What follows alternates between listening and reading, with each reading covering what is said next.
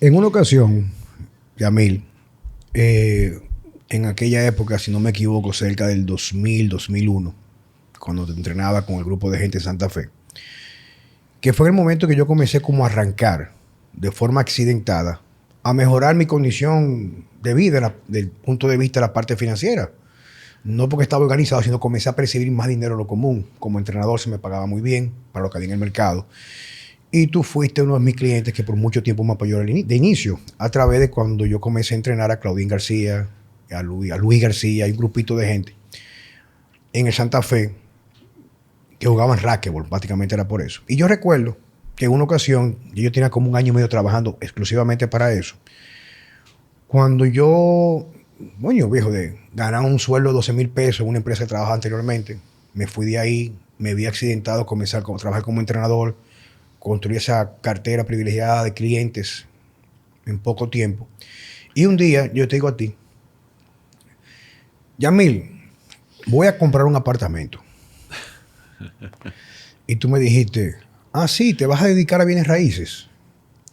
Y yo dije, dentro de el grado de conocimiento o ignorancia que yo tenía, yo te dije a ti, bueno, viejo, pero voy a comprar un apartamento porque tú sabes que tú escuchas siempre, el primer paso es comprarte una casa. Pero claro, yo lo iba a comprar financiada. Yo iba a agarrar un ahorro que yo tenía y lo iba a colocar como un inicial para comprar un apartamento. Y tú me dices a mí, me explicaste en pocas palabras, me dijiste brevemente, ¿te vas a dedicar a bienes raíces? Digo, no. Me dice, pues entonces, si tú compras un apartamento para financiarlo, tú lo que estás dando el negocio al banco. O sea, prácticamente tú con ese dinero podrías hacer negocio, pero si pones tu dinero que has ahorrado en tiempo récord a través de tu trabajo, tú lo que vas a hacer es empeñarte hacia el futuro.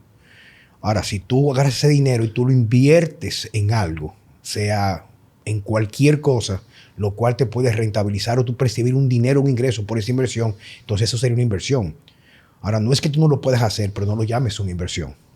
Entonces, Yamil Isaías, bienvenido, viejo. Gracias, Juan Carlos. Un placer, hermano. Tú sabes que dentro de las Estoy cosas... tirando para atrás, recordarme. Creo que me recuerdo el momento de la conversación, pero ahora después de tantos años, mi posición, tengo diferentes respuestas a esa consulta. pero fíjate, pero para mí significó mucho. No necesariamente porque yo lo haya acatado como si fuera el Corán y yo fuera un musulmán, No, sino el hecho de que me dio una perspectiva distinta de lo que era el dinero, porque prácticamente yo no estudié finanzas ni economía. Y casi siempre de que uno trata o tiene la suerte de comenzar a acomodarse en el sentido de que comienza a percibir ingresos no mínimos como sueldo mínimo, quiero comprar mi casa. Bueno, eso tú me dijiste en ese momento. E incluso todavía al día de hoy, claro, yo he tenido más crecimiento de aquel momento para acá por influencias que he tenido cuando tuve mi sociedad con el señor Manuel Corripio, que aprendí mucho viendo cómo manejaba sus negocios. Y al fin y al cabo también por los errores que he cometido en otros negocios, etcétera. Y también, coño, es una trayectoria después de esa conversación de 22 años, claro. 22, 23 años. He ido aprendiendo. Y por ejemplo, ahora lo que yo hago, que el poco, mucho dinero que me pueda ganar yo, trato de invertirlo en las cosas que yo sé que puedo controlar porque manejo digamos que ese producto, por llamarlo de esa manera. Pero la idea es que yo sé que tu trayectoria como economista, si no me equivoco, tiene mucho que ofertar, especialmente cuando hay hoy en día en la mayoría de las personas no hay una cultura financiera, una cultura de planificación, una cultura de entender cómo manejar sus finanzas para poder mantener vidas mucho más, digamos, dentro del contexto de la parte de las finanzas, mucho más seguridad, cómo prever, qué hacer, qué no hacer. Pero cuéntame quién tú eres, de dónde vienes y por qué estudias economía. Sí, bueno, antes de todo, gracias, Juan Carlos. Esto es Por un Dios, placer. viejo, a ti por venir. Teníamos días que no hablábamos. Nada más los días cumplimos año el mismo día. 27 de octubre. Sí, me lleva unos añitos fijos. Esa llamadita en la mañana siempre le espero. Muy Claro. cariñosa, ¿verdad? Muchas palabras lindas. No, pero no, yo al final del día me considero que soy una persona privilegiada toda mi vida, gracias a Dios, de una familia que me lo dio todo. No puedo decir que vengo de abajo y la verdad, como dicen los gringos, yo nací con la cuchara de plata en la boca. y recibí una educación privilegiada, tanto en el colegio, acceso a muchísimas cosas extracurriculares, donde pude entrar en la vida deportiva por voluntad propia. No fue que mi casa... Te obligaron. No fue. Fui yo que siempre quise, como yo era gordito y chiquito, y en esa época me daban mucha cuerda, hoy le dicen bullying a la cuerda. Me daban mucha cuerda, yo me ponía para mí, y lo que quería era tratar de mejorar tu condición física. Y y pasaron un par de veranos que de gordo llegué con cuadritos, porque me fui a unos campamentos fuera y me metí a jugar raquebol. Y ese fue como... A mí el deporte me creó una disciplina, una estructura. Yo no era el mejor de los estudiantes, pero siempre en el momento que había que apretar yo me enfocaba. Y de alguna manera sobrevivía. Y lo conseguí. Yo creo que fue el deporte que me dio ese enfoque. Que cuando muchas veces uno tiene una competencia, el que no se enfoca suelta. O sea, el deporte es físico, es entrenamiento, pero si tú no tienes nada entre las orejas, tú puedes tener todo el talento del mundo y vas a fracasar. Y a mí el deporte me dio eso. Después me gradué del colegio. Mis padres siempre me empujaron a que me vaya a estudiar fuera. Y estudié economía en Fairfield, en Connecticut. Duré 4 años por allá. Hice una carrera en economía y hice 2 subcarreras, como le dicen allá. Una en historia y una en ciencia política. Yo no sabía esa, papo. No, es que tú... O sea que tú arrastras un buen conocimiento de la ciencia digamos, política, pero la ciencia en sí, que es lindísima, ¿no? Porque la ciencia política conlleva entender los filósofos del principio, o sea, la naturaleza del ser humano. El que no entiende el ser humano no puede entender la política. Por eso uno ve que ahora hay tanta gente que entiende, pero la usa de mala manera. O sea, entenderlo implica conocer las herramientas para utilizarlas a favor o en Bueno, lo que contra. pasa es que para mí el fundamento de la política hay que entender la naturaleza del ser humano. Y los filósofos de la época, Hobbes y Locke y Rousseau y Marx, todos hoy en día lo ven dentro de un rango entre derecha hasta la izquierda, ¿verdad? Lo ponen dentro de un parámetro. Dentro de un espectro, digamos. Dentro de un espectro. Pero básicamente Hobbes lo que decía era, nosotros los seres humanos somos animales y es el más fuerte sobrevive. Y hay hechos en la historia donde tú ves que si tú sueltas a 10 gente en una isla, civilizadas, educadas, eventualmente la naturaleza humana va a salir. Eso es como tú te vas para el pico. El primer día todo el mundo pero después que pasan un par de días, coge mala noche, te empieza a acabar, tú empiezas a ver la realidad de cada quien. Cada quien comienza a mostrar sus caras reales. Sus caras reales. Dejan automáticamente caer el antifaz. Correcto. Entonces ahí sale el más fuerte, el que domina. Que es el que va a conseguir la comida, el que va a prender el fuego, el que va a dormir mejor. Y al final del día eso... Me estoy saliendo un poco de las preguntas. No, tranquilo, viejo. No, dale para allá, papo. Pero me encantaba. Recuérdate que el tema es personas desconocidas e interesantes. O sea, para mí me interesa aprender también aparte de lo que tú tengas que aportar. Pues Hobbes, por ejemplo, el libro es el Lord of the Flies, que fueron los niños que cayó un avión, que quedaron en una isla. Ahí tú ves un poco de la tendencia de el débil con el fuerte. Y como él lo que decía era que el humano tiene que estar reinado por una monarquía, por una dictadura, para que haya un orden. Y la verdad es que no estaba lejos o sea, no necesariamente 100%, pero no está lejos de la realidad. Después Locke entendía, sí, había que haber un gobierno, pero había que haber una democracia. Y Locke es más el modelo un poco más occidental. Y después tú al medio está más Rousseau, que es más filósofo. Bueno, un poco la igualdad. Nadie puede tener más privilegios. Entonces empezó un poco entonces, ahí nace la parte socialista. Entonces la ciencia política me dio un espectro que me ayudó mucho como economista entender, porque hay economistas, ningún economista está siempre de acuerdo. ¿Por qué? Porque los economistas, su fundamento viene hasta de la filosofía. Y entonces tu plan económico, ¿cómo tú atiendes? Tú eres pro gobierno grande que abarca, controla o se mete en todo. No lo digo negativamente, eso es el gobierno big government. Y hay otros que son gobierno pequeño, cada quien tiene que hacer lo que tiene. El gobierno lo que hace es que se encarga de regular, fiscalizar, orden, seguridad, punto.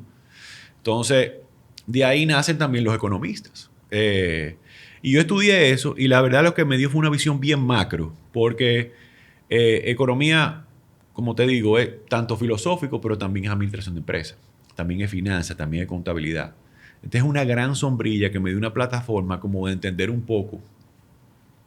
Pero en la práctica yo no sabía, o sea, cuando yo me gradué, que yo regresé al país, yo llegué y dije, bueno, pero ¿qué yo voy a hacer con mi vida? Yo aprendí mucho. Yo aprendí a vivir solo y a ser hombre solo y a lavar la ropa y planchar y buscarme, la verdad. Y O sea, que prácticamente a través de eso, de esa decisión de mandarte afuera a estudiar, pues te sacó de tu área de comodidad. Salí de mi zona de confort, aprendí a manejar un presupuesto, a crear.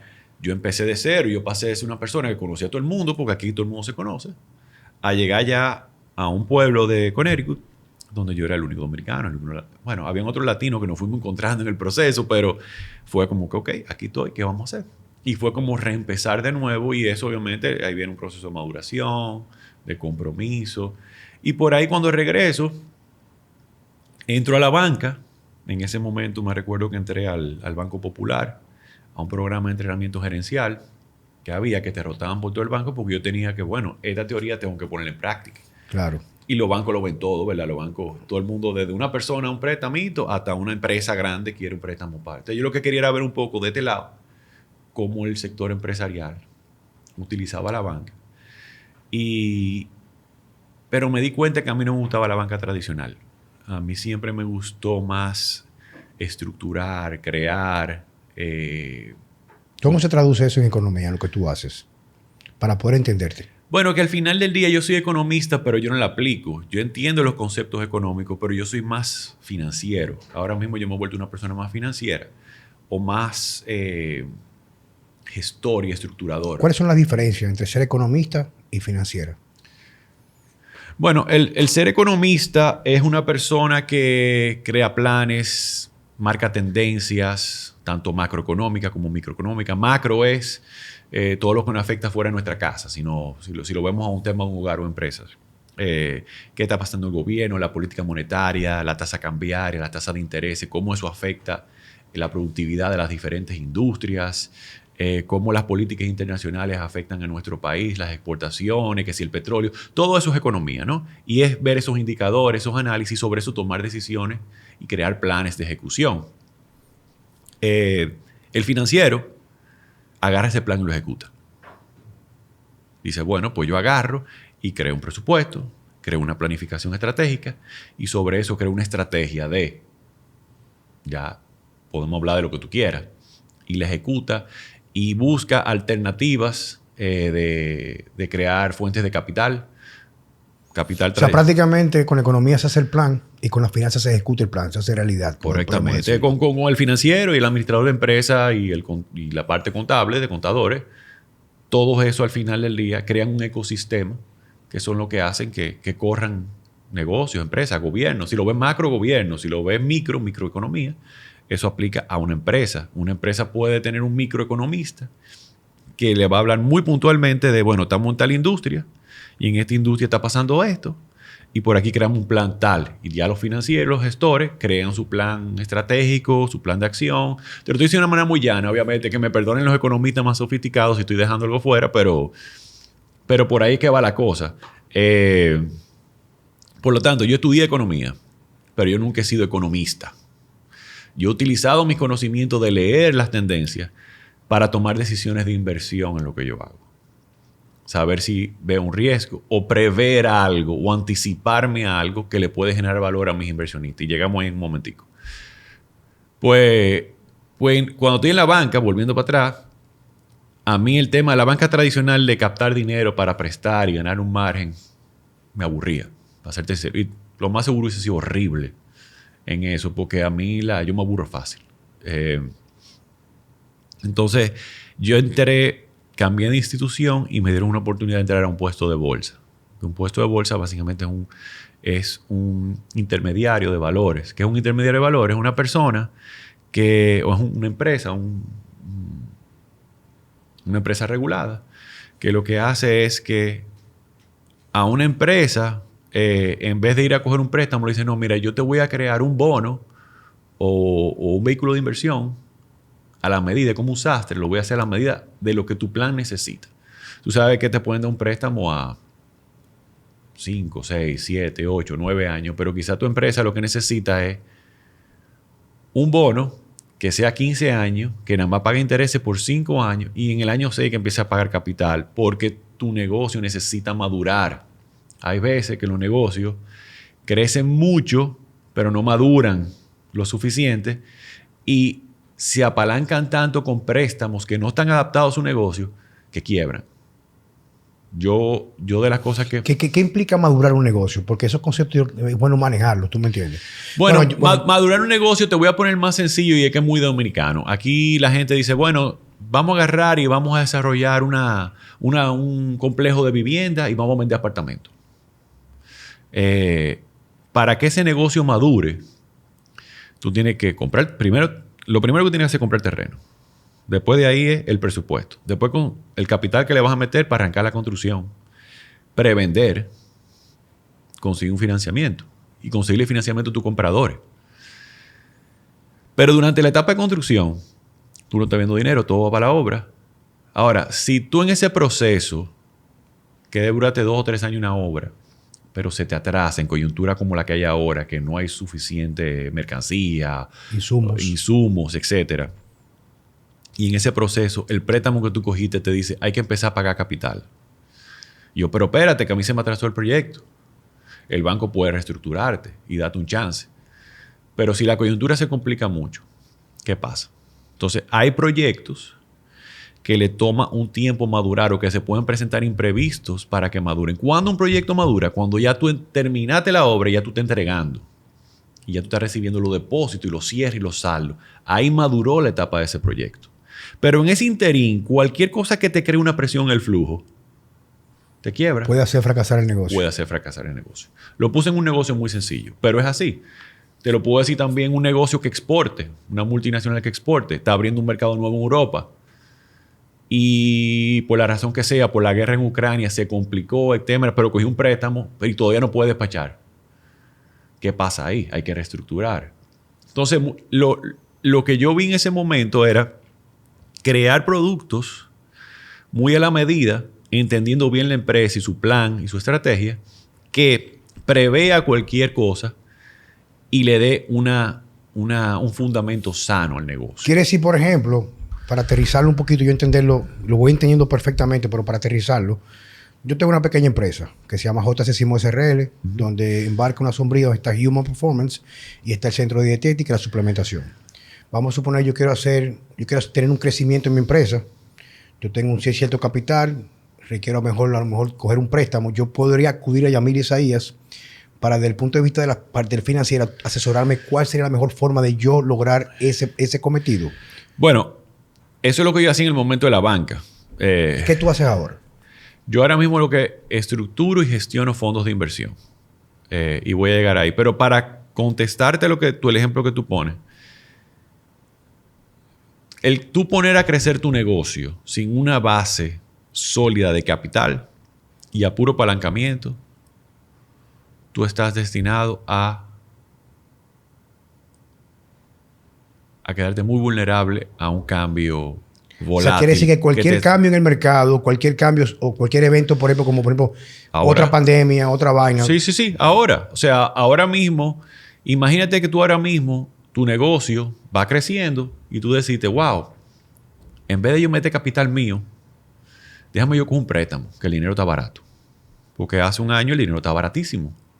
Todo el mundo estaba soltando dinero a la economía mundial por la pandemia. Y tú con un préstamo. ¿Y ahora?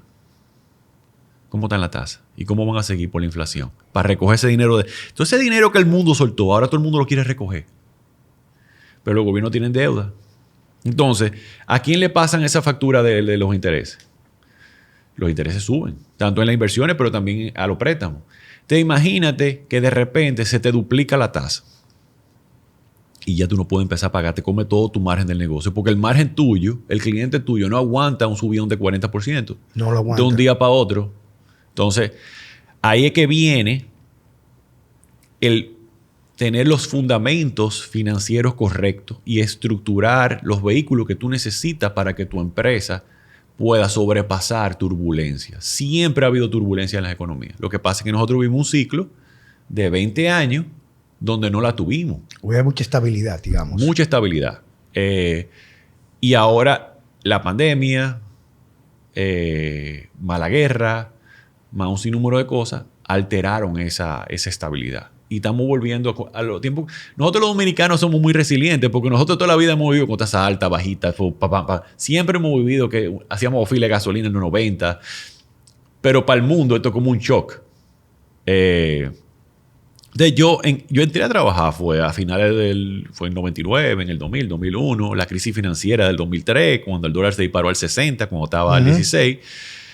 Entonces yo desde ese punto de vista en mi carrera, lo que yo veía eran oportunidades de seguir presentando alternativas de financiamiento y de inversión, porque los inversionistas invierten en estos productos a través de un puesto de bolsa.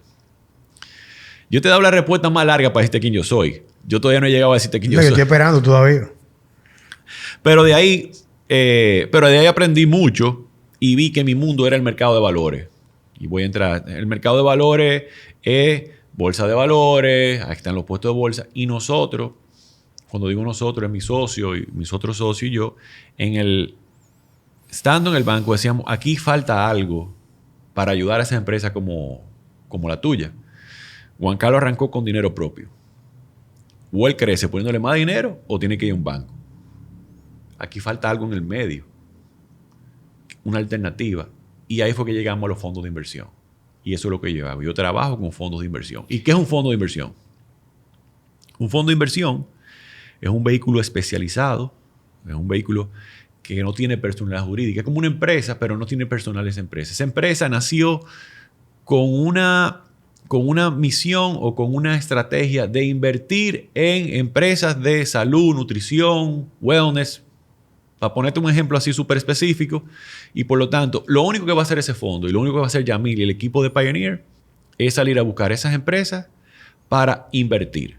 ¿Y cómo yo invierto? Bueno, yo vendo mi tesis de inversión y mis inversionistas invierten en un vehículo colectivo. Desde $1,000 hasta 10 millones de pesos pueden entrar. Y yo con ese dinero agarro e invierto en empresas como la tuya. Entonces, y lo que hago es que en vez de darte un préstamo, te estructuro algo que es un híbrido entre un préstamo y capital. Yo no te diluyo porque es tu negocio y yo no te quiero quitar tu negocio, que es lo que muchas veces pasa con los bancos. No necesariamente los bancos. O sea, muchas veces hay empresas pequeñas que van creciendo, tienen mucho potencial, se endeudan mucho, están ahogados, no pueden pagar la deuda y viene una empresa grande, como el tiburón, y se la come. El negocio es bueno. Pero como yo tiene el capital y tú no, y el banco te tiene ahí llamándote que tiene que pagar, tiene que pagar, la única alternativa que tú tenías era, claro, voy al grande grupo y al final del día le tienes que entregar tu empresa, tu sueño, tu visión, y te vuelve un empleado. O quizás te sacan. El fondo de inversión lo que hace es que llega, quizás no en un momento de crisis, antes de una crisis, porque te lo estoy poniendo al extremo, pero llega y dice, no, mira, aquí yo te voy a crear una acción preferente. ¿Qué es una acción preferente? Es un vehículo donde es un capital, en tu estado financiero tú no te ves que estás apalancado, por lo tanto tienes un fundamento sano, pero yo no te diluyo. Ahora, un porcentaje de tu beneficio tú me lo tienes que dar a mí por yo darte la flexibilidad de darte un vehículo que se adapte a tu negocio. Pero me imagino que también ustedes tienen recursos o estrategia de control, un sinnúmero de figuras, por llamarlo de esa manera, totalmente. Porque tú vas a hacer eso como una forma de tú apalancar ese negocio. Sí. Al mismo tiempo, tú haces ese negocio con eso y también le da negocio a la gente que invierte contigo. Correctamente. O sea, yo soy inversionista, yo pongo un dinero, tú me das una tasa por esa inversión, pero ese dinero que yo tengo, que recibo, que Juan Carlos invirtió, tú lo utilizas para beneficiar a otra empresa para que pueda, digamos, solventar su situación X, pueda tirarse adelante y tú también rentabilizas de eso. Para apoyar el crecimiento.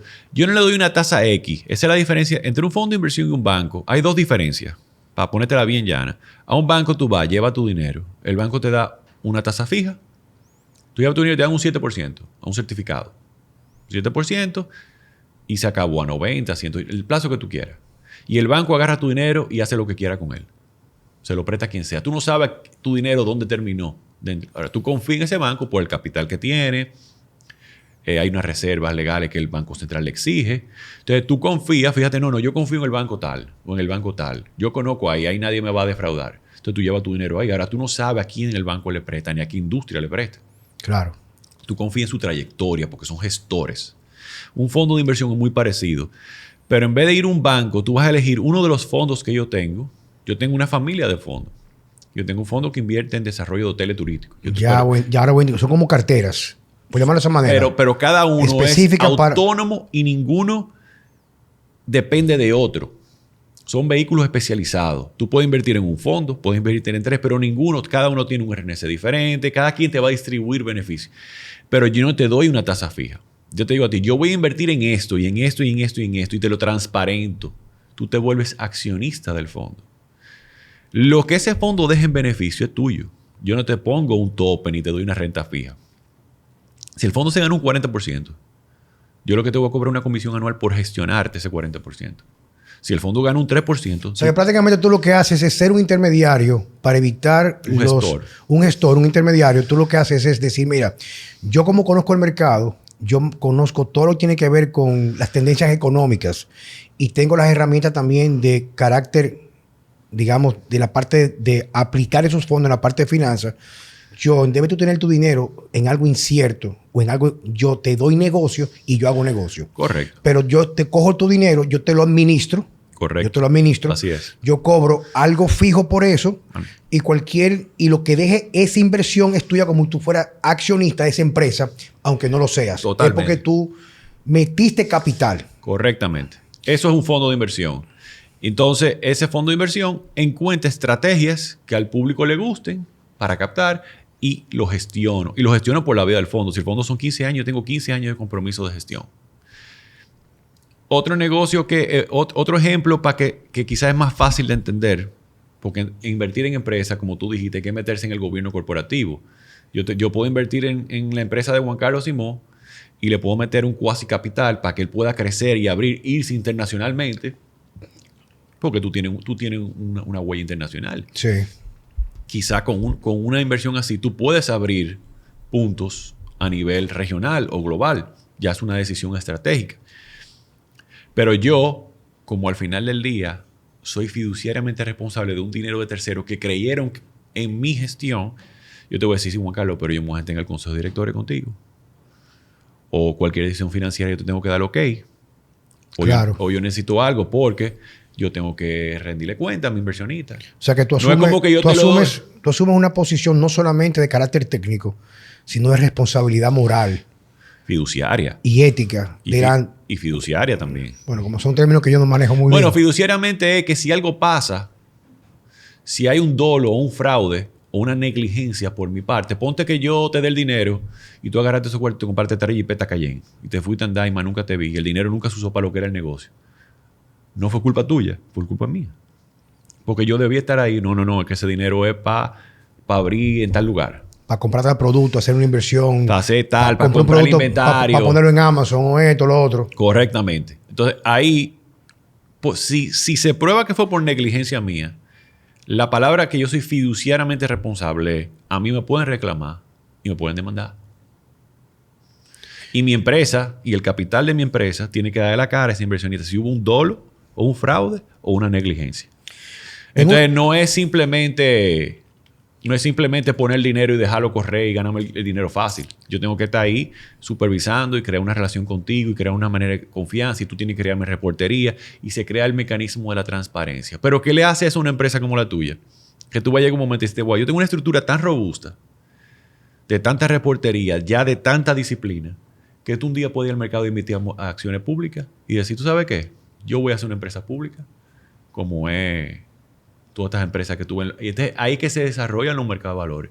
Y ese fue el mundo que yo enteré. Porque me encanta ver de dónde hemos venido hasta dónde hemos llegado. Y nosotros, con los fondos de inversión, hemos venido a llenar un vacío para empresas, para proyectos, en la parte inmobiliaria. Un fondo, volviendo al cuento tuyo de cuando yo te dije a ti que si tú vas a ser ahora un corredor de bienes raíces, sí. Era que, recordando bien, el contexto era, bueno, tú estás empezando a generar dinero y ya te vas a poner a apalancarte en vez de crear un fondo de ahorro y seguir creciendo. Oye, el mensaje para mí fue bien claro. O sea, bien claro porque yo me sentía que iba a dar un gran paso. ¿Tú me entiendes? O sea, que es lo normal. O sea, bueno, me voy a conseguir esa relativa, porque es relativa, seguridad de tener mi casa, aunque la casa no es mía. Pertenece a la institución financiera hasta que yo la liquide. Porque papi siempre me dijo a mí algo. O sea, tú compras una casa, tú la vas a financiar a 25 años, pero si los últimos 6 meses tú no la puedes pagar, te la quitan y no te devuelven la parte que tú pagaste. O sea, tú lo pierdes todo. Entonces la casa no es tuya. Ese papi en su mundo también. Pero por encima de eso, yo cuando me vi que de ganar 12 mil pesos, yo ganaba 40 mil pesos en aquel entonces, que fue cuando el de Calabre, del 2003, como tú dices, yo recuerdo que en esa ocasión yo me fui para España al 16 por 1 y cuando volví, como a las 2 semanas, fue 60 por 1. O sea, a mí me llevó el diablo para la tarjeta de crédito. Caro, te salió sí, caro. Me salió muy caro. Entonces yo en ese momento pude entender, o entendí en ese momento, pues puedo cambiar, siempre estoy dispuesto a cambiar si veo que hay otras alternativas, otras formas. Era que si tú tienes algo de dinero, que tú lo comienzas a crear ahora, o sea, como tú dices, concho, vamos a buscar la manera de invertirlo.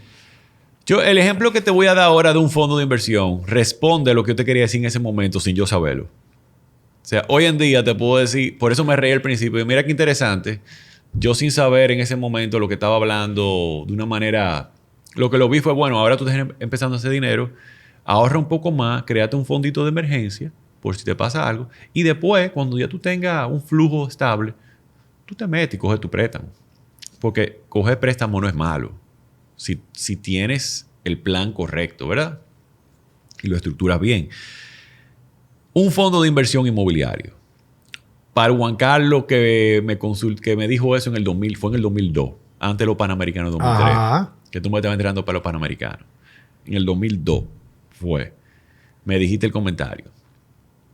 A ese mismo Juan Carlos le digo hoy en día, ponlo en un fondo de inversión inmobiliario. ¿Qué es un fondo de inversión inmobiliario? Nosotros los dominicanos tenemos una cultura, a nosotros nos gusta invertir en techos o en tierra. Pero la gente dice, no, estoy invirtiendo en un techo en tierra, pero no sabe analizar los fundamentos inmobiliarios. No sabe decir, bueno, a mí me están vendiendo esa tierrita, la voy a comprar, o ese apartamento me lo están vendiendo. Tú no sabes a cómo se está vendiendo el metro cuadrado. Tú no sabes si al lado te van a poner un colmadón con un bocinón, que tú la noche no vas a poder dormir. Tú no sabes, o sea, el entorno hay que analizarlo. Sí, porque va a determinar el valor después de la propiedad. A la larga, tú tienes que pensar, yo hoy estoy haciendo una inversión, posiblemente una de las inversiones más grandes que voy a hacer en mi vida. Yo tengo que medir bien dónde que la voy a hacer. Pero la gente muchas veces, como una decisión emocional y cultural, porque ese es mi patrimonio, mi techo, yo tengo mi techo. Ese discurso que lo tenemos en la cabeza, mío, mío, mío. Que no está mal, pero el tema es, ok, pero no todos sabemos analizar el techo, no todos sabemos, aquí no somos todólogos. Entonces, aquí el tema es, bueno, si yo no tengo muchísimo dinero que puedo agarrar y meterme en esto, pues espérate, quizá yo puedo ponerte en un fondo inmobiliario porque me gusta el tema inmobiliario, con un fondo de inversión que tiene especialistas trabajando 24 horas que sí analizan el entorno, que si me le va a cambiar la vía a la calle, que mira que no tengo suficiente parqueo, los edificios nuevos tienen más parqueo ahora, por lo tanto, el día que esos edificios empiecen a entregar, los míos se van a devaluar un 15% porque nada más tengo un parqueo en vez de 3. Y así. Al lado había un terreno baldío y lo que me montaron ahí fue una clínica que al final del día en mi calle, ambulancia toda la noche. O un picapollo lleno de ratones esa vaina. O un picapollo de ratones. Entonces, el entorno, el control, dónde está, todas esas cosas hay que analizarlas. Pero tú agarras, inviertes en un fondo inmobiliario que hace ese análisis. El fondo inmobiliario ya tiene inmuebles que están alquilados, generan renta. Entonces tú tienes un ingreso de una renta, pero a la misma vez tú eres dueño con poco dinero, ponle 100 mil pesos.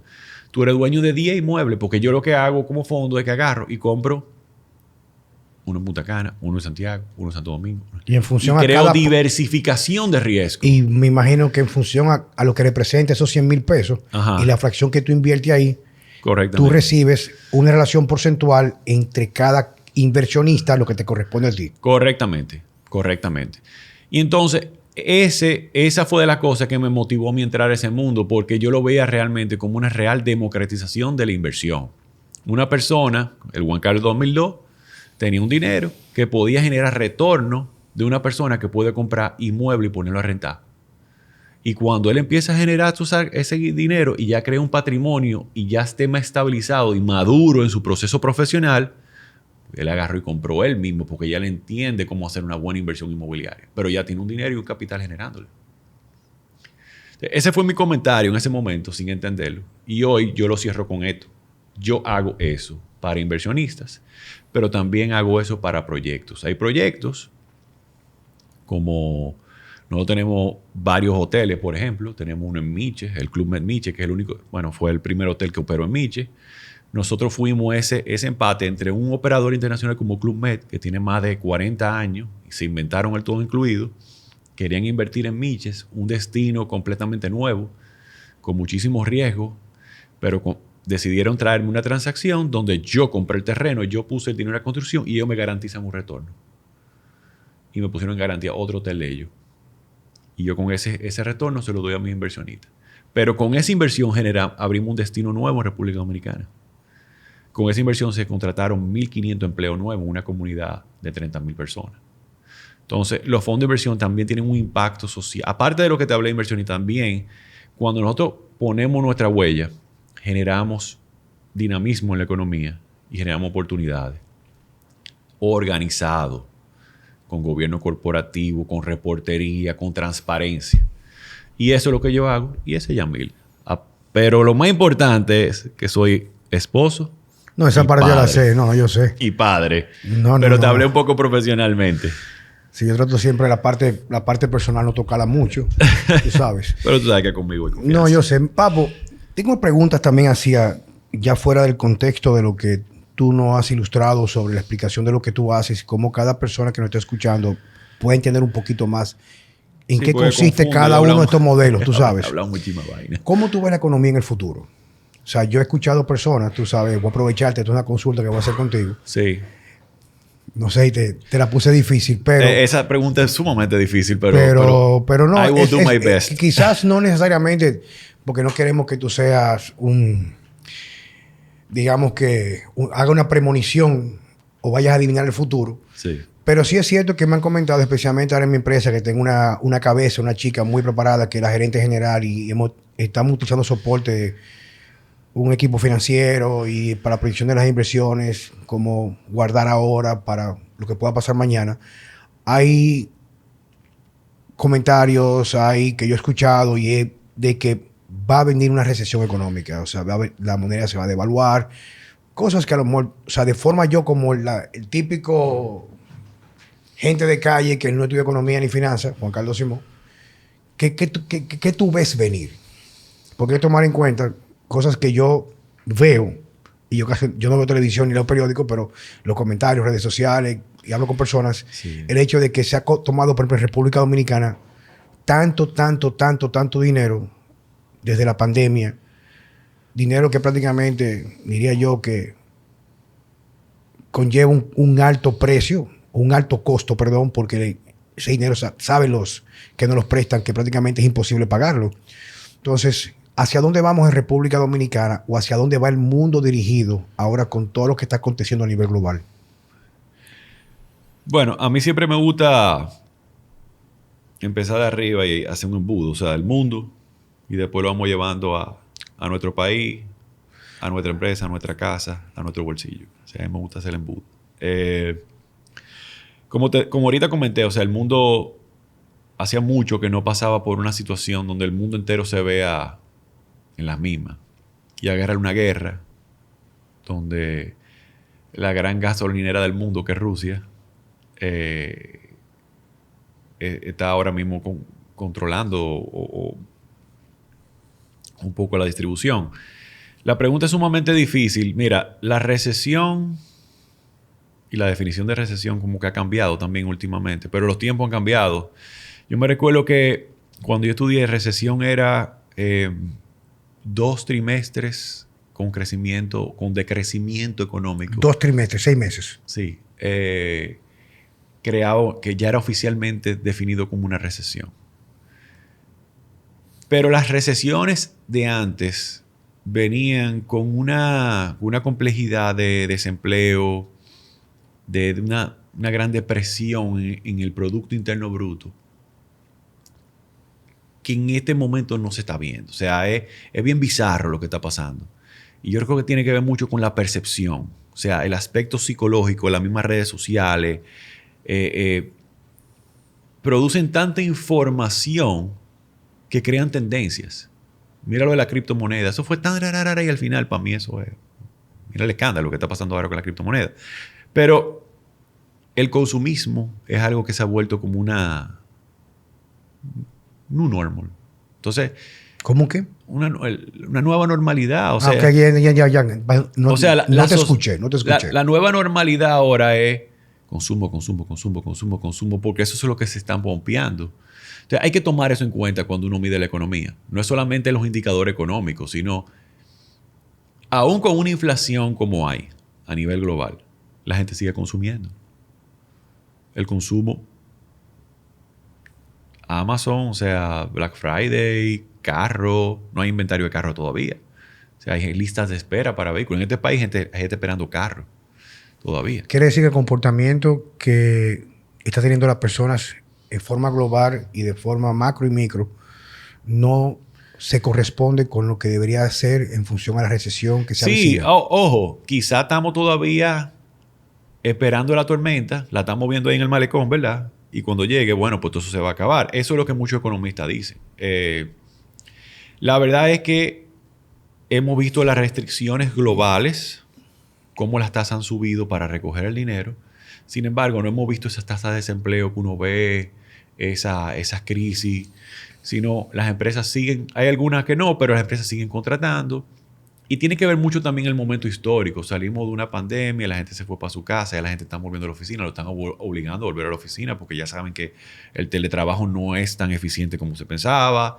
La gente todavía ahorró mucho dinero, gente está ganando dinero aún con la situación. Entonces, no sé, es confuso. Yo te puedo decir, sí, mira, viene una recesión, o te puedo decir, ya estamos en una. Sí, por la pregunta mía, fíjate como cada cosa que tú dices o cada frase, para mí es de mucho aprendizaje. O sea, no había forma que yo entendiera lo que era un fondo de inversión. O sea, no había forma. O sea, era una mierda que la gente ponía su cuarto ahí y le daban un dinero por eso. O sea, pero yo no entendía eso. O sea, esa es la idea de traerte aquí. Sí. O sea, lo interesante que es tu trayectoria y tu discurso para poder edificarnos, yo, Juan Carlos Simó, y quienes nos están escuchando. Pero vamos a definir, yo quiero definir recesión como incremento de la tasa cambiaria. Uh-huh. Quizás escasez de algunos alimentos, uh-huh, escasez de algunos insumos diarios. ¿Llegará a esta recesión? O sea, ¿llegará en realidad? Porque mira, lo que me han... O sea, digo, no te quiero obligar. Si tú no sabes, no sabes. No. Pero que ahora mismo yo he recibido información de que, oye, hay que prepararse porque este año que viene nos va a llevar el diablo todo el mundo. O sea, va a haber una escasez, se va a disparar la moneda. Lo que tú tenías ahorrado en pesos dominicanos prácticamente se va a volver nada porque en relación a la moneda fuerte va a perder valor, etcétera. Mira, vamos a aterrizar a la República Dominicana. Yo empecé a hablarte un poco del contexto global, que es más confuso porque en todos lugares... Vamos a hablar de República Dominicana. República Dominicana tiene una posición privilegiada. Realmente. Todo lo que tú dices es verdad y puede pasar. Ahora, yo te voy a decir lo que yo creo. Nosotros aquí tenemos algo que otros países no tienen por el momento y hay que cuidarlo. Tenemos estabilidad política. Eso es, ahora mismo estamos viendo en Latinoamérica, esto es un caos. En todos los lugares ha habido cambio de gobierno, están de derecha a izquierda, izquierda a derecha. ¿Verdad? Ya la tendencia que a ti te favorezca, ya yo no me meto en eso. Pero hemos visto el populismo. Esa ha sido la gran pandemia. El populismo y la manipulación de la información para ventaja de ese populista. Lo hemos visto en diferentes personajes. Tanto de extrema izquierda como de extrema derecha. No hay un populista más grande y más manipulador que Donald Trump. Pero también están los de la izquierda, los locos como los woke, que son populistas también. Entonces, ese medio se ha perdido. Cuando lo aterrizo aquí, tenemos estabilidad política. Todavía aquí nosotros tenemos... Aquí no hay una guerra civil. No tenemos una situación de migración. Pero aquí hay estabilidad política, gracias a Dios, y hay que cuidarla. Hay que cuidarla. Tenemos infraestructura. Como te quiero decir es, aún con el endeudamiento que tú mencionas, y ojo, siempre uno va a cuestionar que ese dinero pudo haber rendido más. se ha invertido en infraestructura. Comparado a la región, tenemos la parte vial de nosotros, a nivel eléctrico. Sí, eso es cierto, porque he hecho algunos viajes, Colombia, Costa Rica y países que tienen muchas cosas que carecemos nosotros, pero esa parte de la infraestructura es muy marcada la diferencia. Sí, el acceso por aire que tenemos, nosotros tenemos un airlift, como le dicen internacionalmente, el aeropuerto de Punta Cana, que si Puerto Plata, que Santiago, o sea, en la región somos muy accesibles, geográficamente estamos muy bien posicionados y eso nos crea a nosotros como un hub logístico en un momento donde la globalización se ha puesto en pausa y todo el mundo está regionalizándose de nuevo, que es el famoso nearshoring. Explícame esa vaina, viejo. Bueno, esa guerra entre China y Estados Unidos... o sea, yo entendí todo, pero me refiero a esa parte de que la globalización... La globalización se ha puesto en pausa. Nosotros estamos en un punto donde deberíamos 20, 25 años, 30 años, donde lo que antes se hacía en un lugar, 100% se dispersó. Antes tú tenías un carro que lo hacían en Detroit.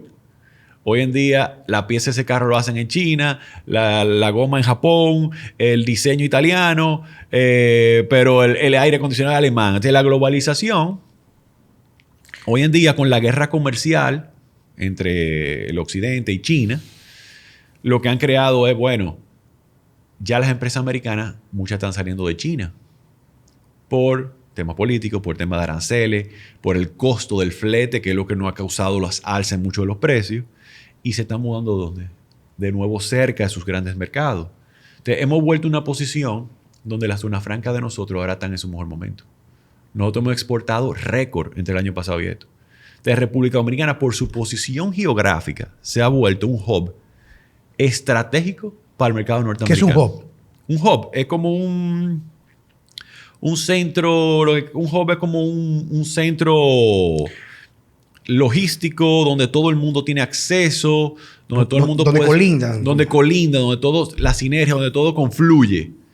El aeropuerto de Panamá para Centroamérica. Digamos como un centro comercial, por llamarlo de esa manera. O sea, Correcto. Donde, por ejemplo, se unen X cantidad y somos como un eje. Correcto. Ok. Correcto. Nosotros tenemos todito que comprar un regalo, quizás todito no encontremos en Ágora.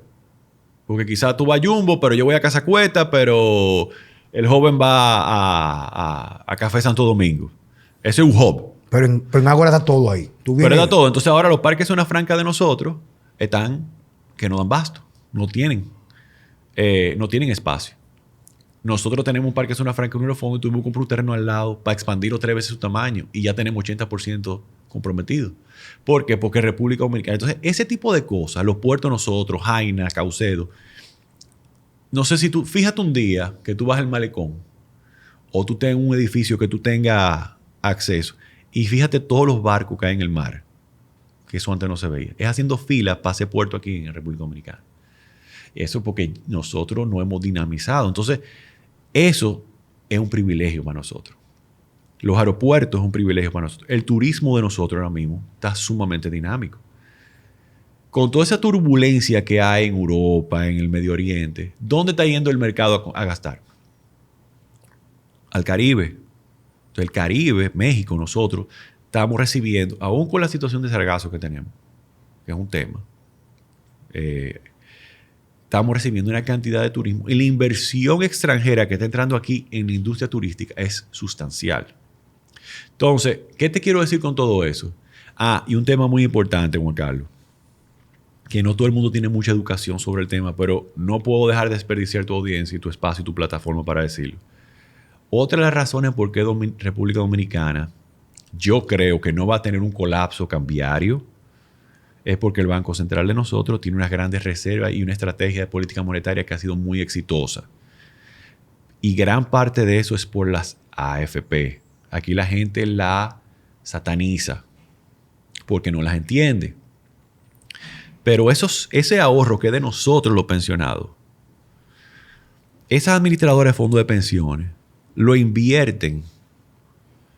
Y ese cúmulo de dinero que está ahí es lo que le ha dado sostenibilidad económica a este país. O sea, nosotros tenemos un ahorro interno que no sale del país, se queda reciclándose internamente, que nos da una plataforma a nosotros, que si el Banco Central necesita reservas, internacionales para aguantar la tasa o no dejar que una corrida de tasa, ese dinero recibe un retorno.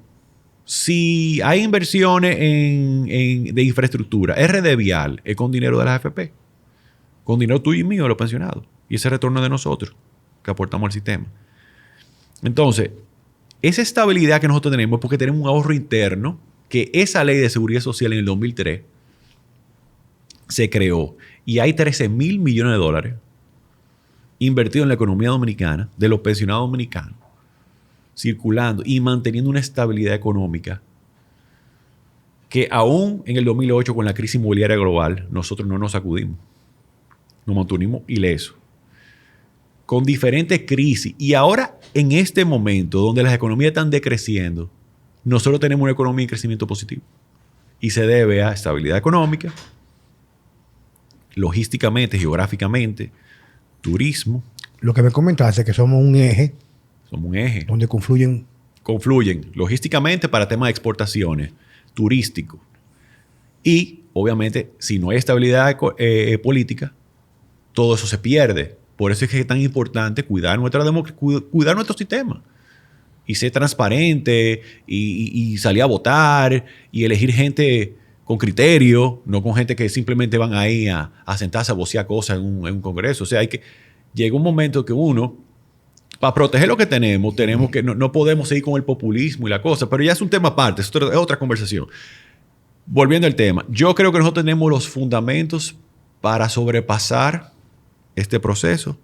Sí, las tasas están subiendo, van a seguir subiendo. La primera mitad del año que viene va a ser un momento que debemos recogernos, ver, pero yo creo que ya para la segunda mitad del año que viene el panorama va a ser visible. Y ya tú vas a poder tomar decisiones claras. Y por todo lo que te digo, creo que nosotros vamos a tener una posición privilegiada de hacerlo. Hablando ahora de lo micro, te voy a interrumpir, porque no quiero dejar de pasar la oportunidad. Yo en una ocasión escuché un video de alguien que era, no sé si era un financiero, pero fue un video de un seminario en México. Conchi, lo perdí, no recuerdo. Tiene que estar en el celular porque hace el diálogo por allá arriba. Donde una persona hablaba que que los esquemas o la definición, de lo que tiene que ver los conceptos de pasivo, activo, capital, etcétera, dentro del contexto que se nos ha enseñado a casi todo el mundo, difiere mucho de la forma como lo ven los grandes inversionistas y la gente que nacen con mucho dinero. Él decía, por ejemplo, que para nosotros los clase media nos decían que invertir es comprar una propiedad aunque estuviera financiada, o comprar un carro, comprar cosas, adquirir cosas, consumir y gastar para adquirir cosas. Y él decía que en realidad eso eran pasivos, porque al fin y al cabo no rentabilizaban un beneficio por la inversión o donde tú ponías tu dinero, decía. A diferencia que personas como tú, por ejemplo, que tienen la formación, la educación, para ver todo de una forma más lógica, no como tú dices, cultural, apasionada, mío, mío, mío, mío. Él decía que la persona con cultura financiera, de inversión, usualmente puede comprar una casa porque el dinero le sobra para comprar una casa. Pero solamente invierte dinero en aquellas cosas que le va a crear una renta o le va a retornar por esa inversión un beneficio. Él pone el caso, que fue lo que me aconteció contigo cuando comencé este podcast, que tú me dijiste, bueno viejo, pero si tú no te vas a dedicar a la parte inmobiliaria, con ese dinero busca dónde ponerlo que te rentabilice. Porque si tú compras un apartamento, ese dinero que tú vas a poner ahí, tú no lo vas a poder tocar más. Y ese dinero tú tienes que pagar el IPI. Si lo vas a pagar, impuestos, tienes que pagar luz, tienes que pagar mantenimiento, le tienes que pagar al banco. Y el banco por 25 años va a triplicar ese dinero a través de que lo va a prestar más hacia adelante y tú tienes que pagar por ese préstamo. Entonces, en ese contexto, cuando definían esa parte, me dejó muy bien pensando. Y créeme que la piedra angular que me llevó a ese análisis fuiste tú hace ya 20, 19, 21 años atrás. Sí. ¿Qué tú puedes decir al que nos está escuchando, que quizás al igual que yo, no tiene esa cultura? ¿Qué sería lo correcto? ¿Cómo deberíamos de ver el dinero, la inversión? ¿Dónde poner el dinero? ¿Qué hacer? ¿O cómo aprender de todo esto? Mira, invertir en un hogar, en una casa, en un inmueble, vuelvo y te digo, no es una mala inversión, pero no lo veas como algo que te va a retornar algo en lo inmediato. No es líquido. La liquidez que tú mencionabas. El momento que tú le puedes ver una ganancia a eso es el momento que tú la quieras revender. Y si tú vas a ser una persona que va a estar comprando, va a meter un dinerito para revender, ya eso es un negocio inmobiliario. Si tú eres una persona que lo que quiere es puramente invertir y poner el dinero que tú te estás ganando a producir, pues definitivamente hay diferentes herramientas que se deben evaluar todas para diversificar. Y creo que la mejor manera de diversificar es a través del mercado de valores. Y con eso te quiero decir, es ir a un puesto de bolsa y abrir una cuenta de corretaje gratis. ¿Qué es un puesto de bolsa? Es como ir a un supermercado que te va a decir, mira, en el mercado hay esto y esto y esto. Y están todos los sabores y todos los colores para el perfil de inversionista que tú eres. Cada uno de nosotros tiene una manera diferente. Uno es muy conservador o puede ser muy agresivo. Mientras somos más jóvenes, somos más agresivos porque sabemos que tenemos más vida productiva para tener tropezón y recuperarnos. Pero una persona de 70, 80 años, yo nunca le dijera, métase en una estrategia donde usted tiene riesgo de perder su dinero. Entonces tiene que poner algo más conservador. O ahí sí tiene que ir a un banco, a un certificado de un banco, o a un bono ya con una calificación tal. Entonces, mi recomendación para el que quiere invertir es acérquese a un puesto de bolsa y ellos le van a hacer un levantamiento de qué tipo de inversionista usted es. Conservador, moderado o agresivo. Y cuando ya eso se determine, y obviamente por su educación financiera se determina eso también. Entonces ya usted va a ver todo un universo de cosas que están empezando a salir al mercado.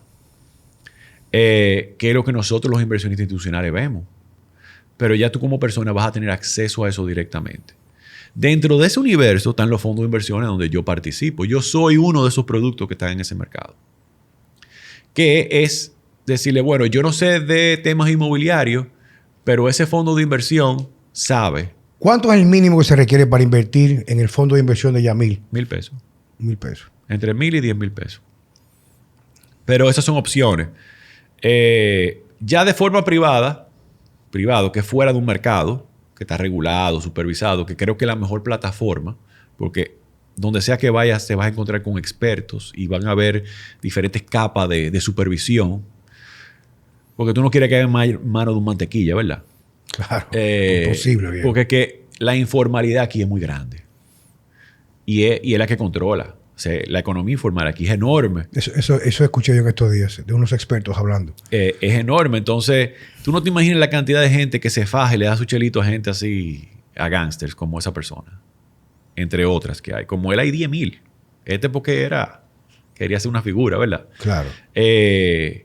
Por eso te digo, cualquier inversión, busquen gente que están regulados, gente que está supervisado, gente que tiene... Sí, pero Juan Carlos Simón, digo, y claro, yo te tengo a ti, viejo. O sea, se supone que yo...